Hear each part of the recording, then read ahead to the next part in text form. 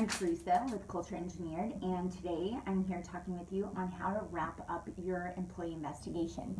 So this month we've been talking about how to hear out employee concerns and the process in which you can investigate or take a look at those concerns thoroughly. And today we're really talking about bringing it all together and resolving those concerns. So let's get started. So there are three important parts to any attempt or any resolving of employee concerns: the recommendation, the wrap-up, and documentation. So your recommendation is something that will essentially identify the root issue, what prompted, what it ultimately is the cause of the employee coming to you with their concerns initially. You want to be a person that has a reputation to advance a business and the employee experience. So making a recommendation is a big piece of that. So identify the root cause, put a solution in place solving for that root cause, and then assess the costs of solving for this problem and not solving for this problem. So let's talk through an example. Maybe an employee comes to you concerned that his manager is not treating him fairly based on how the manager treats all other employees. Based on your review of that information, you decide that that's true. The manager is not treating this employee fairly. That's not the issue. Understandably, it's the issue for the employee, but why is the manager not treating that employee fairly? That's really the bigger issue that can tell you a lot about the manager, your leaders within your organization. This is what you really need to address and investigate. So why is the manager not doing that? Is it a training issue? Does the manager just not understand the importance of fairness? Maybe there's discriminatory issues. You really need to understand why the manager is mistreating the employee and look to solve that issue. Maybe based on the information you've gathered, you don't feel that the manager is treating the employee any differently. So now, instead of focusing on why the manager is choosing that way, now you need to investigate and focus on why the employee perceives the treatment is unfair. So that's when you start asking things about, is there miscommunication or an opportunity to communicate better? Is there a lack of transparency? So either way, both require solutions. They just be very different solutions. So solve the problem, not the symptoms. And then assess the cost associated with solving it or not solving it. This is really important for most of us when we're making our decisions, because naturally we just don't like conflict. So we have to kind of know what's at stake, and that's just human nature. And note, I'm not saying legal cost.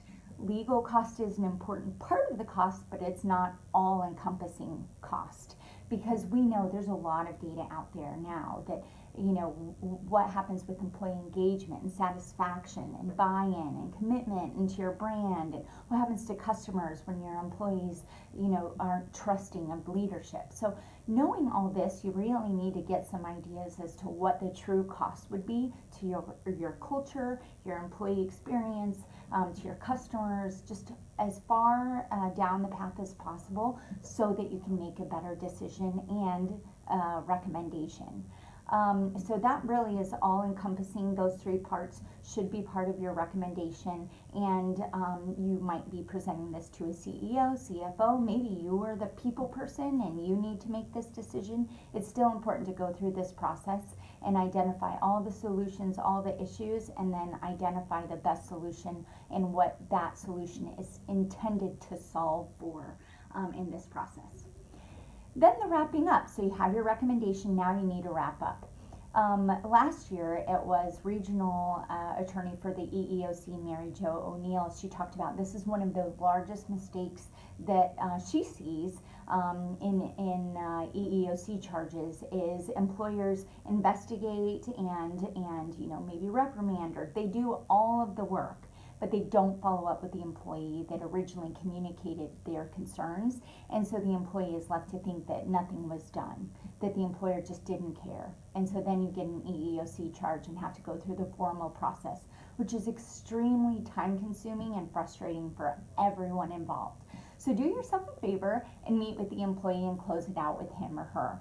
So How transparent you choose to be will vary in this conversation, depending on your comfort level and overall the company's culture. If transparency is a big piece of the culture, then you need to be consistent with that. We talked about in the first week understanding what the employee needs in order to move past this situation. So you'll want to come back to that too. So maybe, again, using that example, the manager is treating the employee unfairly. Maybe the employee just wanted to move to a different manager. That's fair. Maybe you choose to do that and let them know. But it's also probably a good idea to say, hey, and we've decided to provide some additional training because that is a concern. It's not really a great idea for you to let the employee leave thinking all the other employees on that report to that manager are left to be kind of abused or neglected, whatever the accusations are by that manager. You really want to say, we understand you feel you need this and we respect that. However, we're also providing some additional training so that this won't be an issue moving forward for anyone else. It's an important piece and distinction. You'll also want to maybe meet with some witnesses that you left kind of loose ends with. That'll vary based on your discussion. If you sense that they were a little uneasy about it moving forward, let them know that the investigation is complete, thank them for their participation, and encourage them to see you with any other questions or concerns related to that issue. And leave it at that. And then you'll also want to meet with leaders and any involved parties based on the recommendation. So again, if there's training involved, or if there's a policy or some type of developmental thing within your organization, you want to meet with everyone that's in charge of making that happen and make sure that everyone's bought into the process and understands their role in moving your business forward. So if you have a training department, they need to be engaged on bringing in a different element in leadership development. Or maybe it's a culture thing and you're not talking about the importance of transparency in your company well enough, then you want to mention that during onboarding. So you talk with your HR team. It can be a variety of people that really need to buy into this, the importance of it, and then their part in moving forward. And then the third part then, so that's wrapping up with all the involved parties and making sure if there's actions that they're responsible for in the future, letting them know and getting their commitment. And then the documentation piece. So again, documentation is just not for legal purposes. You really want to make sure that there's a record, whether it's digitally documentation or paper, but making record of everything, all your notes, type them up, make sure they're legible and clear and understandable. You can do this in a variety of ways. We have some templates that you can use using the link in the notes section or comment section of this video, or you can just, some people choose to do it in a dialogue version, whatever it might be, and you want to make those notes available, make note on those notes who is to remain anonymous. So that is not something that later is leaked or given up, who was to remain anonymous as part of that investigation. And then also make sure that this remains in a confidential portion of the employee's file. So I recommend putting those notes in any person that you met with or that was involved in this investigation, putting those notes in every single person's file. You just want to be sure that that remains confidential. It's not uncommon for a manager to want to see an employee's file, or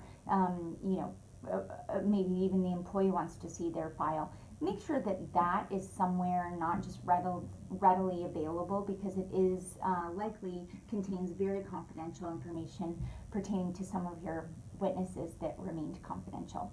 And then again, have that documentation to use to determine trends. Maybe a lot of your leaders are having similar issues, or you're noticing certain communication issues within your workplace, and these will be a good idea to, these will be a good source, I should say, or tool to really speak to those trends and identify some larger issues that might be looming under the surface.